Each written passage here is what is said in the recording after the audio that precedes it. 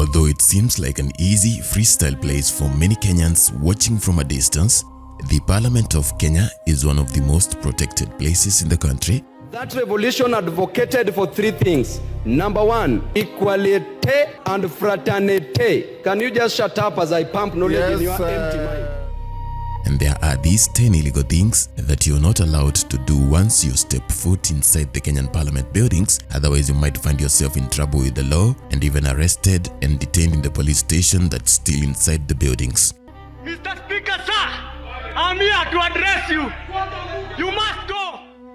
Do you know that Kenya actually had a Senate when the first independent parliament was formed in the 1960s, but Jomo Kenyatta's government would scrap it for certain suspicious reasons? According to the oxygen principle, Speaker, procedural technicalities does not override substantive justice. The Kenya Parliament has a long history of drama, and it has on certain occasions been touted as one of the funniest and most entertaining political assemblies on the planet. The petition. What is the problem with your eyesight? No, I've been seeing wonderful things that the president has done until it has shocked my eyes, but I'm recovering. Only comparable to some other African states, such as neighboring Uganda. Honorable Speaker, you should protect me. Yes, you are protected. Honorable Speaker, I will punch this lady who is making noise to me. This story explores what happens inside the Kenyan Parliament, the interesting history of what has happened in there over the years. The kind of anger we have caused in this country, I dread, God forbid, is the kind of anger that made the citizens of Burkina Faso to burn down Parliament. And a look into who are the powerful people controlling how members of Parliament vote in controversial debates and bills. I have been informed the following are the honorable members. Suspected. Honorable Babu himself. Yes, Mr. Speaker. That's what there is. Honorable Joho, Honorable Mwao, and Honorable Kabogo. The invasion of the Kenyan Parliament by Gen Z youth in June 2024 would become a turning point in the history of the country's bicameral parliament, with some elected members even scrambling to the rooftop to save themselves on that day. This is the brief history of the Kenyan Parliament, the drama and how it was formed from over 100 years ago when there were still no black people allowed in the House. Thank you, Mr. Speaker. Mr. Speaker, I would like to urge my fellow honorable members that we approve the entire list to give the President a team to begin serious work.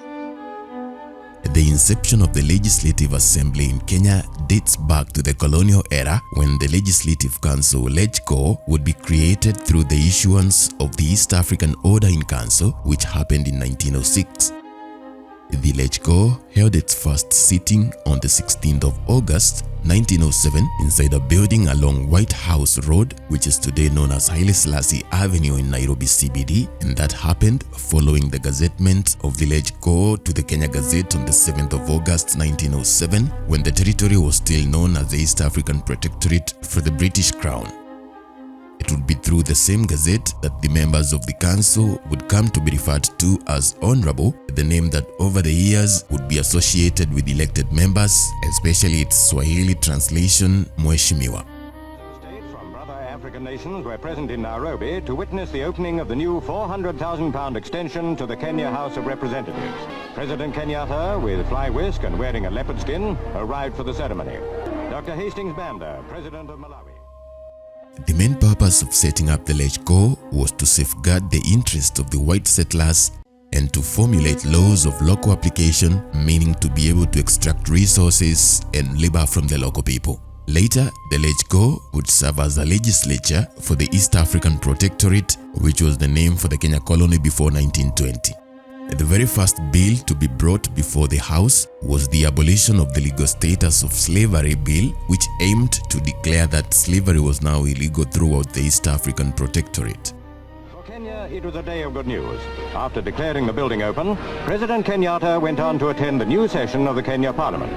There, he made it clear that the aim was to make the country a welfare state and revealed plans for a national housing project and extensions to the health services. Outside, spirits were high. President Nyerere of Tanzania was doubtless impressed by Kenyatta's pledge to future generations of a great heritage. A heritage, he said, far more than we began with. The composition of the members included governor, who was the chairperson, and 6 other members, 4 of whom were civil servants and 2 who were nominated by the governor himself.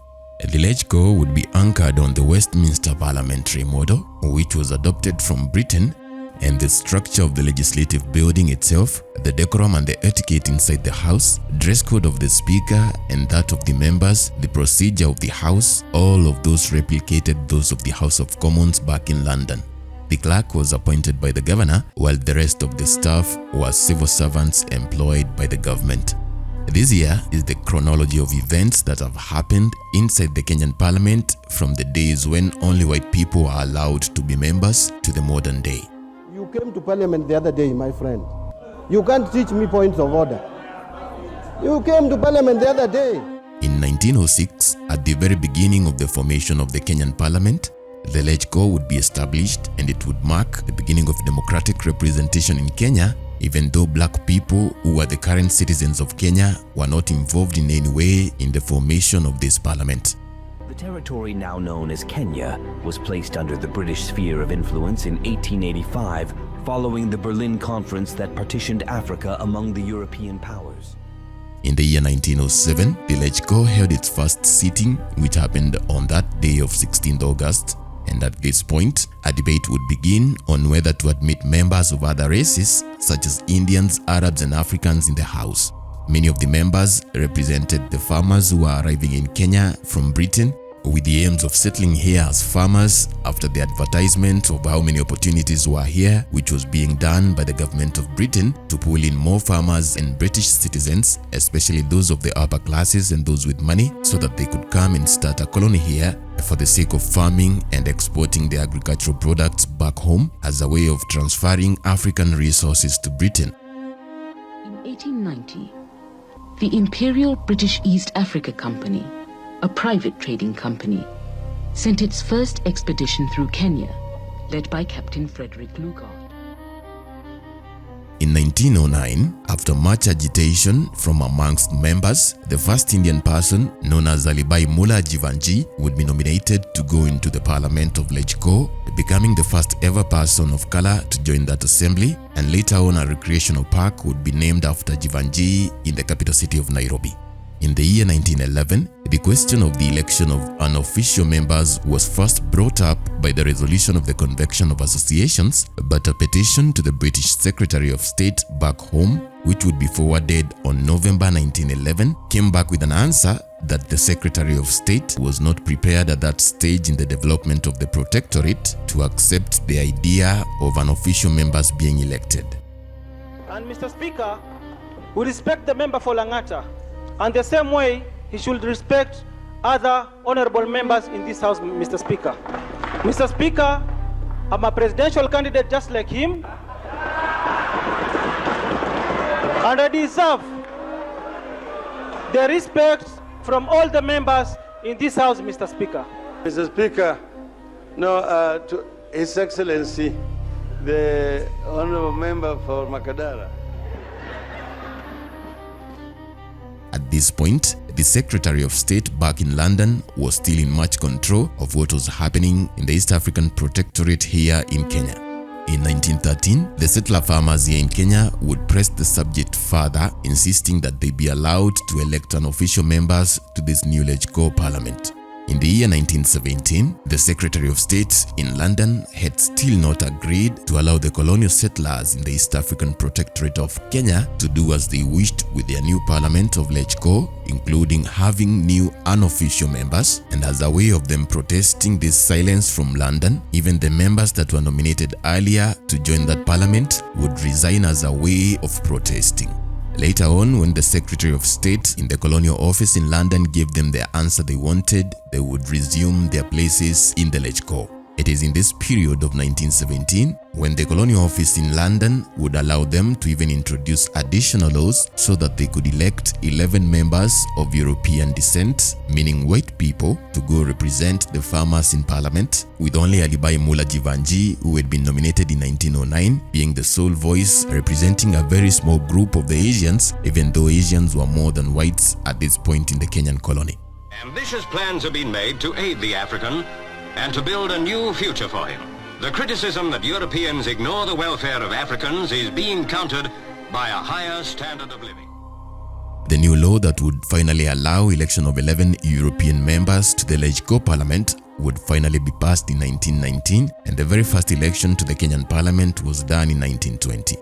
By 1919, the LegCo composition would change and the number of members would move to 17, among them being 11 European members who were elected by the European residents, meaning the colonial farmers who had come here looking for opportunities, but the majority of the occupants of the colony were still blacks and Asians who were not represented. In the year 1920, consideration was given to the possibility of providing for the representation of other races. As a result, the royal instructions were amended, those being the form of constitution that was given from London to govern how things were happening here in Kenya at that period in time, and this amendment made it possible for the passage of a new law known as the Legislative Council Amendment Ordinance of 1924, and this ordinance provided that in addition to the European elected members, who were 11 and 6 unofficial, there should be 5 more who are Indian members elected to represent the Indian community in the colony, and 1 Arab member who would be elected to represent the interests of the Arab community. In 1924, the very first Arab member would be elected into the House. At the same time, a European unofficial member known as Reverend J.W. Arthur was nominated by the governor to be the one to represent African interests. On July 10th, Michael Blundell, the leader of the settlers, introduced a motion in the Legislative Council calling for stern measures against a subversive organization which he said was spreading like a disease through the colony. This provision was made for elected representation to include Indians and Arabs, and for the nominated representation of Africans by a white man in the LegCo. The Indians, however, would be very angry with this development, and they would abstain from putting forward candidates for election in that year, and only a few would register themselves for the elections. They were not happy that despite being a majority of all the foreigners who had invaded the land of Kenya, the whites still got more representation in the House. In 1927, 1 Indian member was elected to the LegCo and 4 others were nominated. 6 years later, in 1933, 5 Indians had been elected to be members in the LegCo. In the following year of 1934, a second European was nominated to represent African interests, and now it would be that there were 2 white men in the LegCo Parliament who were there to speak on behalf of black people, even though at this point in the Kenyan history, there already were prominent African leaders who had been educated and who had come out agitating for more African rights, but they were not allowed to join the parliament. I have a duty to the people who have sent me here, and I believe I will do everything possible within my ability to make sure that I represent them well. I speak on their behalf without fear of it, and that's exactly, I will go out of my way to make sure that I speak on their behalf.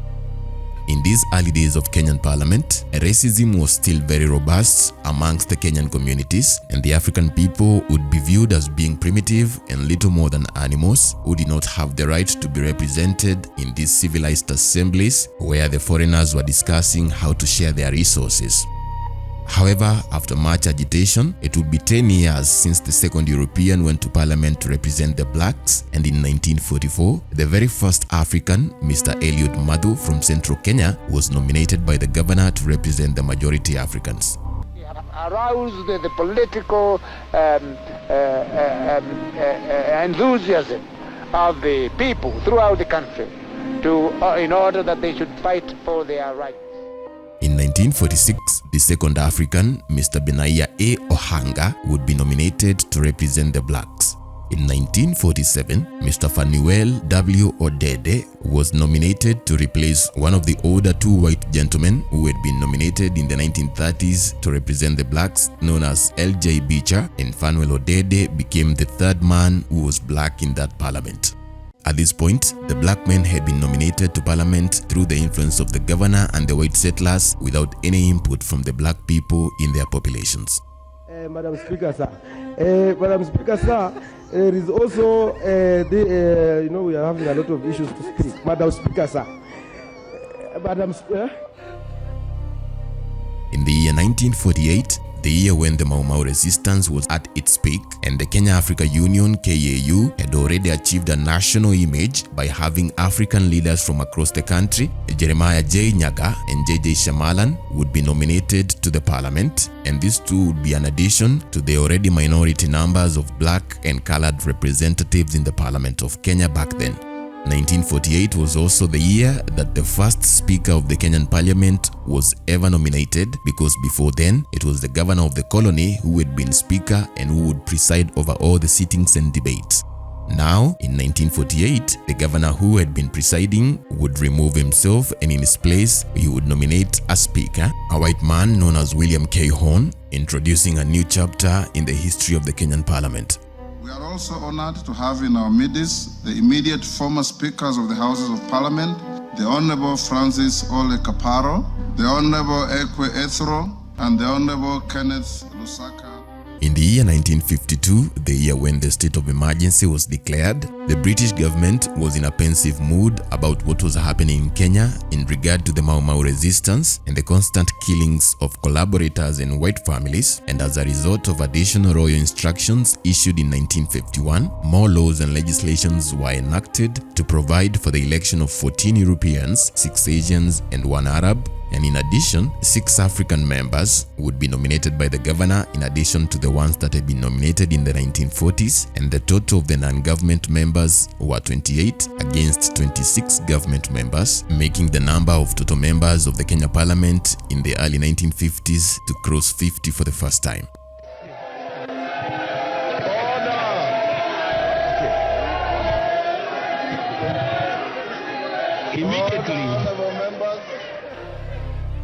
In 1954, a major change with the Littleton Constitution came in force in Kenya. A council of ministers was set with 6 official members drawn from civil service of the government, 2 nominated members appointed by the governor, and 6 unofficial members were also appointed by the governor. These 6 were all appointed from elected and representative members, with 3 of them being white Europeans, 2 Asians, and 1 African person. The African was Mr. B.A. Ohanga, who was the very first African minister. In the year 1957, the very first election of African representatives under the Littleton Constitution to the LegCo was held, and the number of Africans who were elected would increase from 6 to 8 elected Africans, and they would join the LegCo representing 8 electoral areas. That the constitution has not yet been implemented, and they are discussing independence constitution. How on earth that an internal self-government constitution is being, which is being agreed, is set aside and wanting to implement another constitution, a different constitution altogether. Right. Well, thank you very much, Mr. Mo. These people included Honorable Bernard Mate, who represented Central Province, Honorable Ronald Ngala for the Coast Province, Honorable Tom Mboya for Nairobi, Honorable Oginga Odinga for Nyanza Central, Honorable Masinde Muliro for Nyanza North, Honorable Lawrence Oguda for Nyanza South, the Honorable Daniel Arap Moi, future president, who would represent the Rift Valley, and James Muimi, who would represent the southern area or Ukambani. In the year 1958, under the second constitution of Kenya, known as the Lennox-Boyd Constitution, the LegCo Parliament would be expanded to consist of 14 African members, 14 European members, 3 Asians, and 3 Arabs. When I woke up today morning, I realized that I'm wiser than I was yesterday. And as I'm speaking, I'm now wiser than I was 2 seconds ago. At this point, independence of Kenya was drawing closer, and this was reflected by the African majority that had taken over the parliament over the years. In 1960, as a result of the first Lancaster House Conference, where select African leaders had gone to London to Lancaster House to negotiate for the terms of independence, certain changes were made to the Lennox-Boyd Constitution, and the Council of Ministers was decided not to be more than 16, of whom not less than 4 were civil servants of government. Jomo Kenyatta na Bakwamba.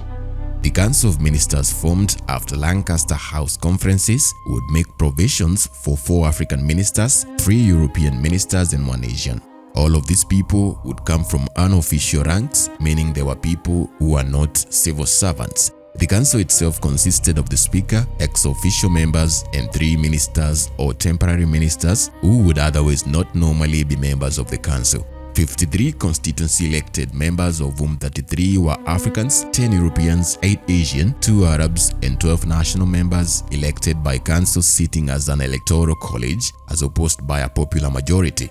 In 1961, a general election was held to implement the first Lancaster House Agreement, and of the 53 seats held by constituency members who had been elected early in the mid-1950s, the constitution would require that primary elections be held by the 10 European members, 8 Asians, and 2 Arab candidates among the electors of their representative communities, in order to ensure that the candidates commanded the effective and genuine support of their own constituents now that the Africans were in charge of their country and the landscape of the politics of Kenya had changed much since the early days of the 1900s. In 1962, the Lancaster Parliament would be formed. The framework of the 1962 Lancaster Constitution consisted of a bicameral parliament which would have a Senate and a House of Representatives. And it is on record that the ODM said they want us, those who have been taken to the Hague, to be tried in the Hague, and that there was no court in Kenya that would try us. That letter is a matter of public record. Was that letter issued with the permission of the Prime Minister? Was it issued by the Secretary General with the permission of the Prime Minister, or with his knowledge, or with his instruction? It is not Raila Odinga who took the envelope to ICC.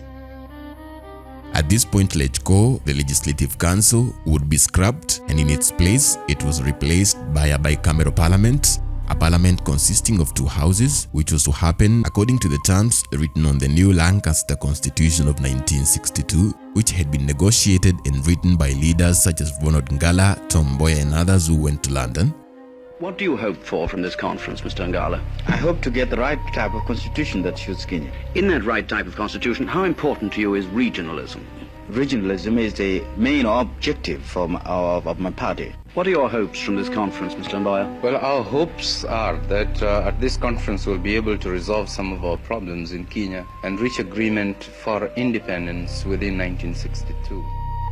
And the new parliament would be known as the National Assembly, consisting of the Senate and the House of Reps. It comprised of 41 senators representing 40 administrative districts, and Nairobi as an extra one, 117 House of Rep constituency members, 12 specially elected members, and the Attorney General of the government, who was an ex-officio member.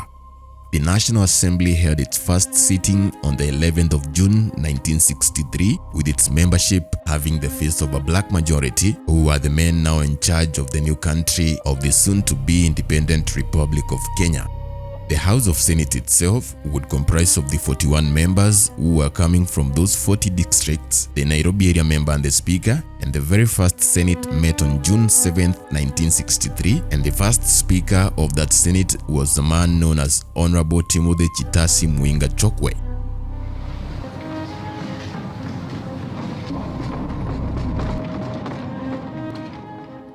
The idea of a second chamber for Kenya, which was actualized in the name of the Senate, was first proposed by the Kenya African Democratic Union (KADU), the opposition party back then, and they proposed this as part of the plan to provide protection for the smaller tribes, which the party of KADU represented back then, against the dangers of the domination by the larger communities which supported the Kenya African National Union (KANU) back in the day. The Senate was also expected to safeguard the autonomy of the regions, back then known as Majimbo, and to protect the interests of the people of the various regions, meaning the central government's powers would be checked by the Senate. It was further to safeguard the 1962 Constitution in that no constitutional amendments would take place without involving that Senate. Bicameralism, which is the system of having 2 houses of parliament, was also supported by Asian merchants and European settlers who were still in Kenya, which they saw as a means of providing checks and balance against hasty, ill-advised, or even discriminatory action by the Kenyatta government. Our interest here is to debate things soberly. But if the environment does not allow for us to debate soberly, we will act the way these short men want us to act. We will be short like them.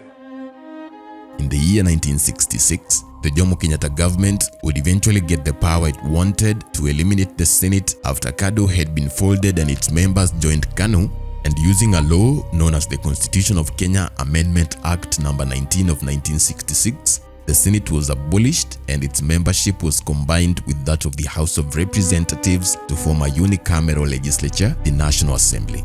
Over the years, historians have given reasons why this happened and why the disbandment of that first Senate was very successful. Do I swear allegiance to Honorable Raila Odinga, or do I swear allegiance to Honorable Mwai Kibaki?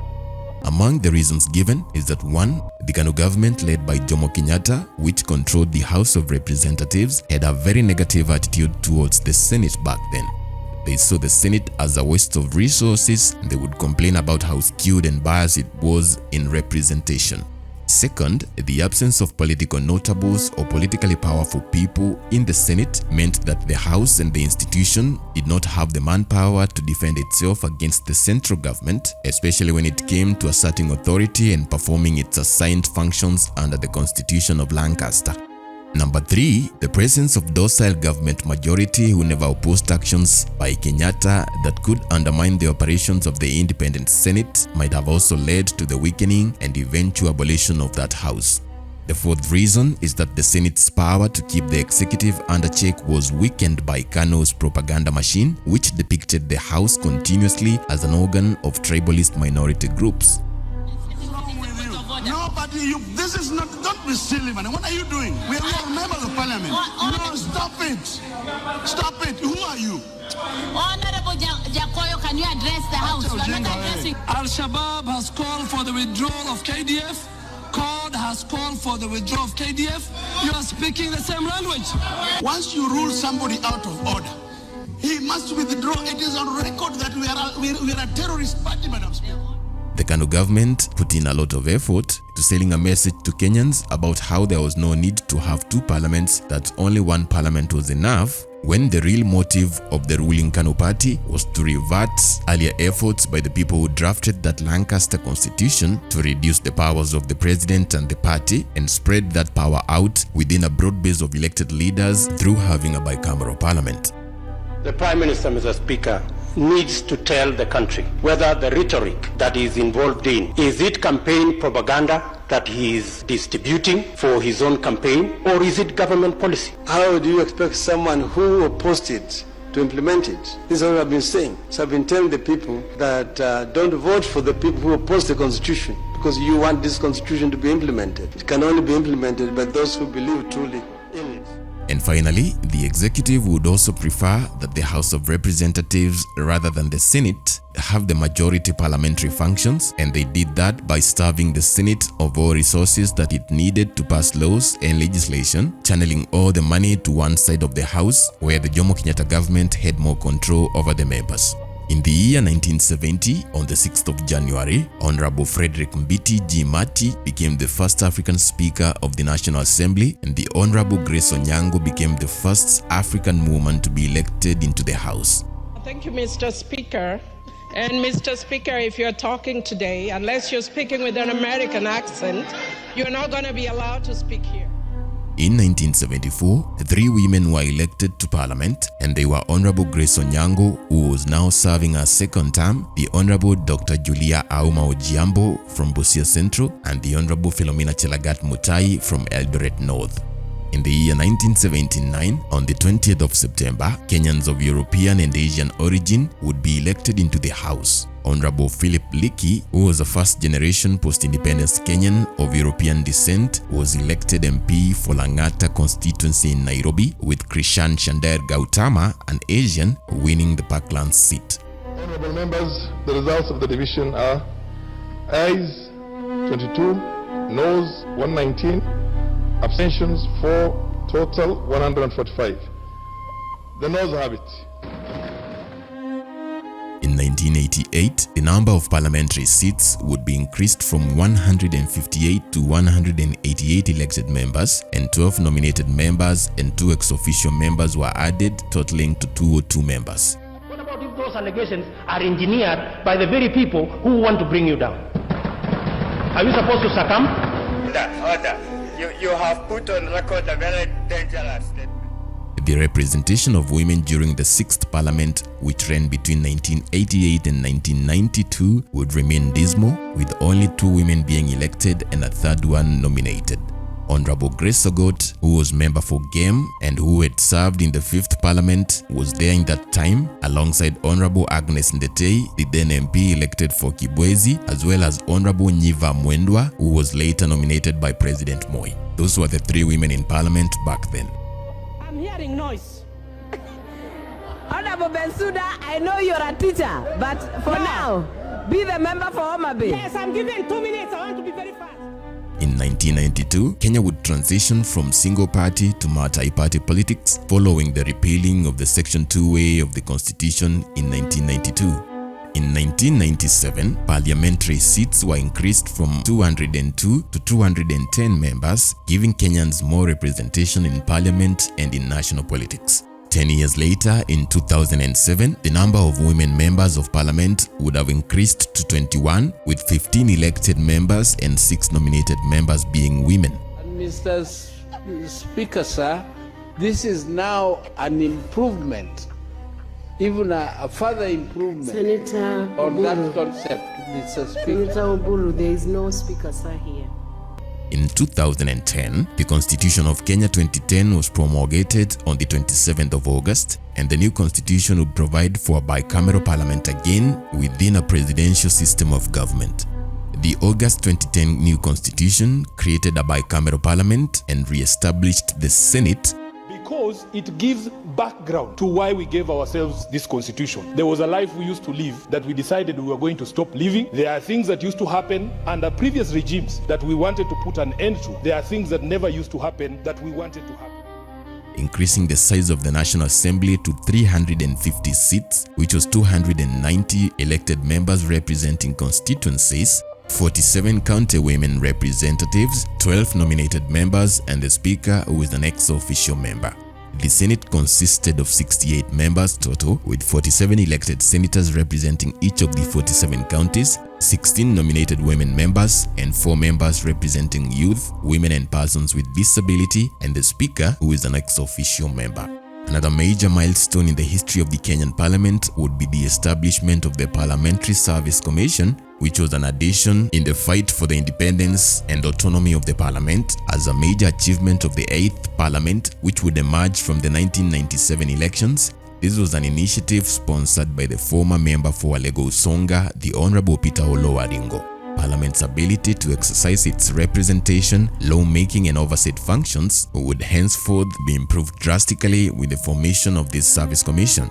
This would happen with the introduction and subsequent enactment of the Constitution of Kenya Amendment Act on the 11th of November 1999, which was then assented by President Daniel Moi on the 17th of November that same year, and it came into effect on the 19th of November 1999.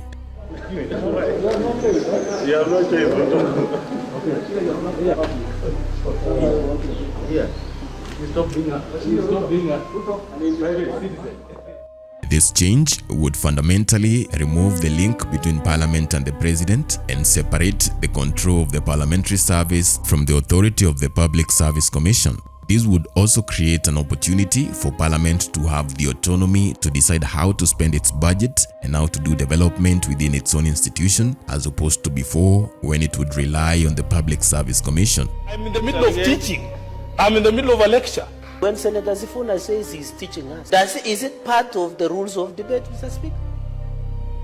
Over the years, the Parliament of Kenya has created its own culture to protect its image and the seriousness of lawmaking processes. And here are the 10 things you will not be allowed to do if you decide to go to Parliament today, whether as a member of the public, an MP, or even as a journalist. The number 1 rule is that you cannot read your own speeches as a member.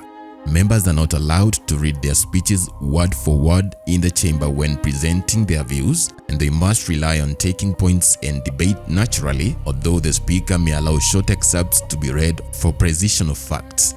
This could be the reason why many members who are very loud on platforms outside Parliament find it very hard to join the debates on the floor of the House, because many of them cannot find it easy to debate in a single language for a long time without taking notes or having to write down their thoughts beforehand. I say that I reject this finance bill. The second unknown rule of Parliament concerns naming and suspension. If a member defies the Speaker's orders, the Speaker will name them, which is to refer to them by their actual name rather than their constituency. Order! Honorable Kalasinga, I want you out of the House for the moment. This disciplinary measure attracts an automatic withdrawal or suspension from the precincts of Parliament by the Speaker. Once you've been named, it also goes into the Hansard record that you have crossed the Speaker and broken certain rules of the House. The third rule concerns strict gender and formal dress codes in Parliament. The Speaker's rules strictly outline what is acceptable in terms of dressing.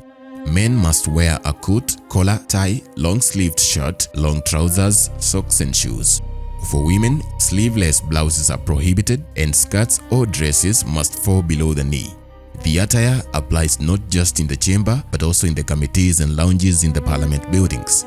These rules apply not just to members but even to other guests visiting the Parliament buildings, and many times journalists have been turned back for trying to access the Parliament buildings in casual dressing. The issue of code of dressing, Mr. Speaker. Code of dressing? Yeah, Mr. Speaker, it is well stipulated in standing orders that when you are coming to Parliament, you must be dressed properly. And especially you must be dressed in a shirt which has a collar with a button.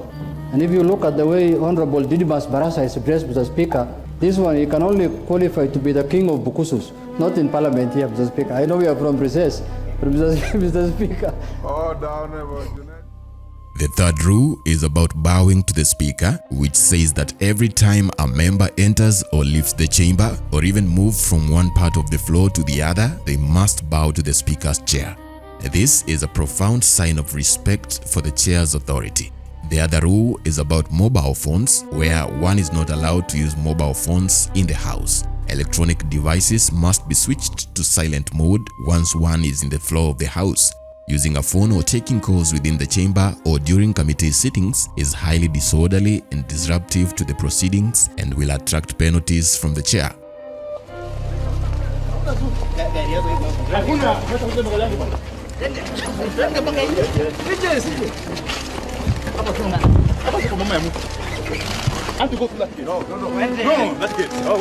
Don't push me.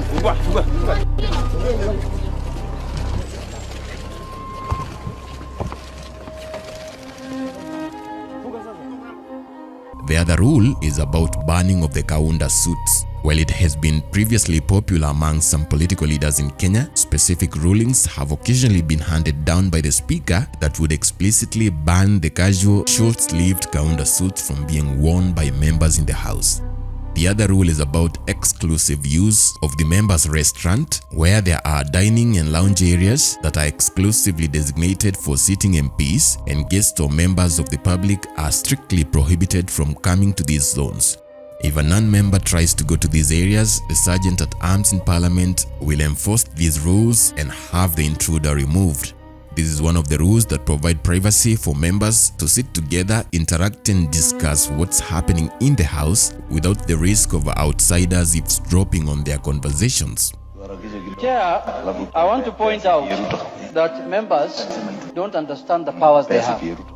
These lounges and areas have been accused of being notorious for discussions around bribing members and buying their loyalty when it's time to vote on certain bills. There is also a rule about addressing the chair or the Speaker of the House, where members must never address each other directly on the floor during a debate. Every comment, question or rejoinder must be channeled strictly through the Speaker. Estimates indicate that achieving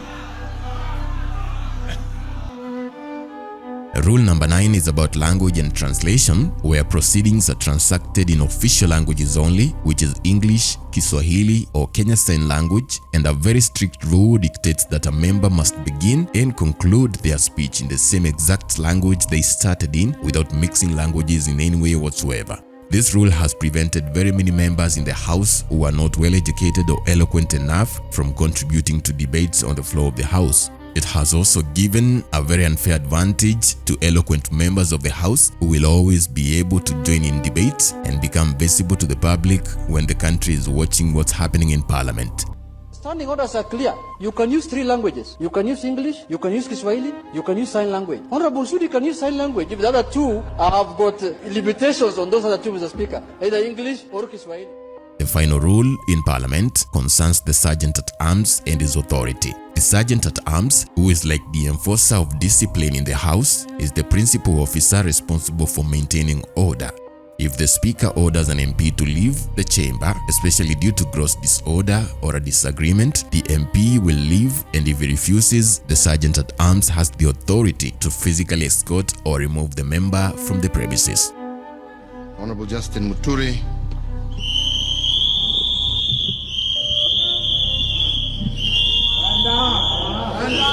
It started as soon as the president stood to issue his second State of the Nation address to a joint sitting of Parliament. The whistling.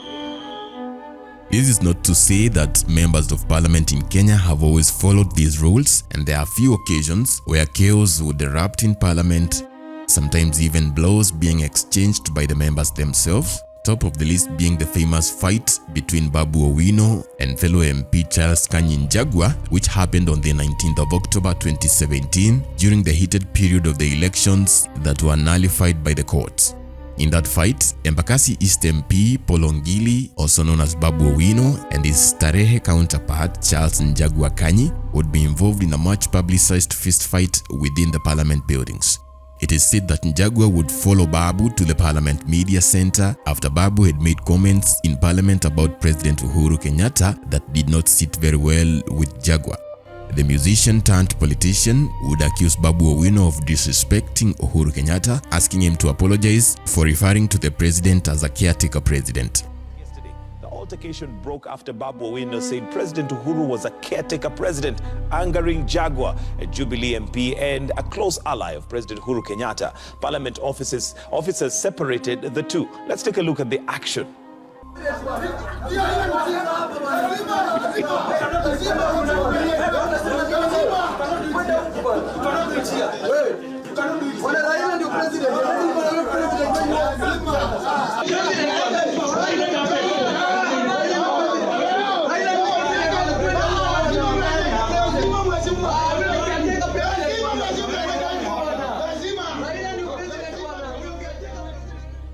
This was happening because the court had directed for a repeat election between Njagwa's party leader President Uhuru Kenyatta and Babu Owino's party leader then Raila Amolo Odinga.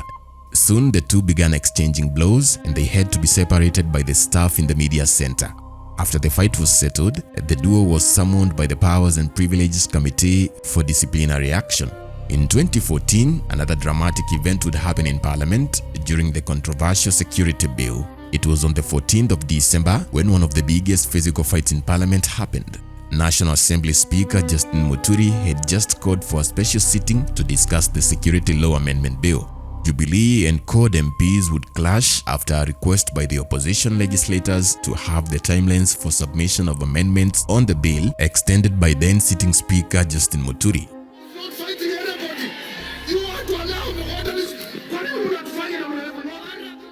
The Speaker would refuse to extend the period, and chaos erupted when Suba MP John Badi walked across the House, snatched the order paper from Asman Kamama, who was the then chair of the Security Select Committee, triggering what started as a shouting match and then a serious brawl between the two sides of the House.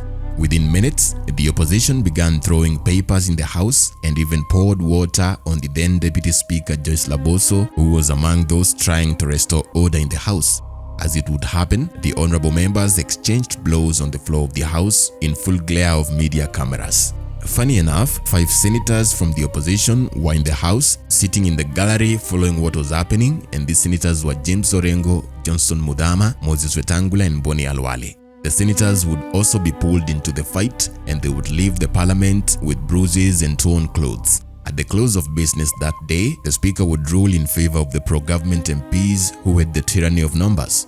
Again, the Honorable Mwenje and the member for Makadara, Honorable Ruben Dolo, they had a confrontation in Parliament. In 2010, the Honorable Lotodo and an Honorable Lagat fought at the bar of this Parliament, and many others. In another dramatic instant of a fight in Parliament, 2 MPs known as Kajwang and Mwenje would get into a fist fight on the 20th of January, the year 2000. The MPs had convened in Parliament for serious business to discuss a no-confidence motion against then Vice President George Saitoti. The discussion was highlighted when the then MP from Bita, Otieno Kajwang, and the Embakasi MP David Mwenje traded blows in Parliament in full watch of the Speaker during a recess. As Kajwang made his submission before the House, Mr. Mwenje, who was allied to Saitoti, would keep interrupting his speech with several points of order. The Vice President's ally would say that his colleague had no moral right to question Saitoti's integrity, which was what was being discussed in the House during that day of the no-confidence vote. The two decided to have a go at each other later in the lobby, with no official winner declared, even though rumors would say that Mwenje was clearly overpowered.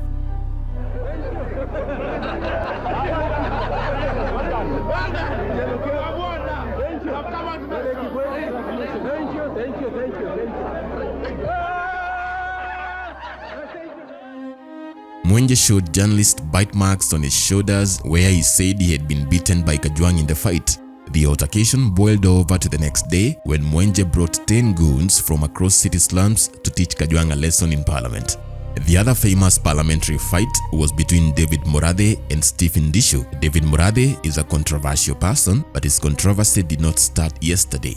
While serving as Gatanga MP, Morathe lost control and punched his colleague from Juja, Stephen Ndishu, while the two of them were in Parliament in July 1999. The fight would be recorded in the Parliamentary Hansard of July 28th. Morathe was agitated by comments by Ndishu, who accused him of being a suspect in the murder of a Githurai councillor who was being said to have been murdered back then. Ndishu, in whose constituency Githurai area was at the time, would take offense after Morathe asked for a ministerial statement on the death of a suspect who was accused of murdering the councillor. Stephen Ndishu would interpret the request made by Morathe on the floor of the House as mischief, questioning what his interests were in his constituency. After their fight, the two were suspended from House proceedings for 3 days, and they later made amends and apologized for their behavior in front of the House.